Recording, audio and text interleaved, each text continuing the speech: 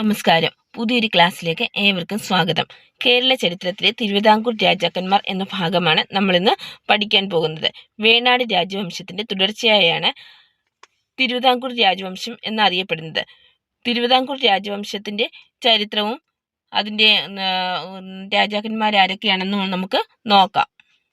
ആദ്യമായി നമുക്ക് തിരുവിതാംകൂറിന്റെ ദേശീയ ഗാനം എന്നറിയപ്പെടുന്നത് വഞ്ചീശമംഗളം എന്ന് പറയുന്ന ഗാനമാണ്. തിരുവിതാംകൂറിന്റെ ദേശീയ മുദ്ര എന്നറിയപ്പെടുന്നത്, നമുക്കിപ്പോൾ ദേശീയ മുദ്ര ഉണ്ടല്ലോ, അശോകസ്തംഭം, അശോകചക്രം പോലെയുള്ള. അതുപോലെ നമ്മുടെ തിരുവിതാംകൂറിൻ്റെ ഒരു ദേശീയ മുദ്ര ഉണ്ടായിരുന്നു, അത് വലംപിരി ശംഖായിരുന്നു. അതുപോലെ ദിവാൻമാരായിരുന്നല്ലോ തിരുവിതാംകൂറിന്റെ ഭരണം നടത്തിയിരുന്നതിൽ പ്രധാന പങ്ക് വഹിച്ചിരുന്നത്. അവരുടെ ഔദ്യോഗിക വസതിക്ക് പറയുന്ന പേര് ഭക്തിവിലാസം എന്നായിരുന്നു.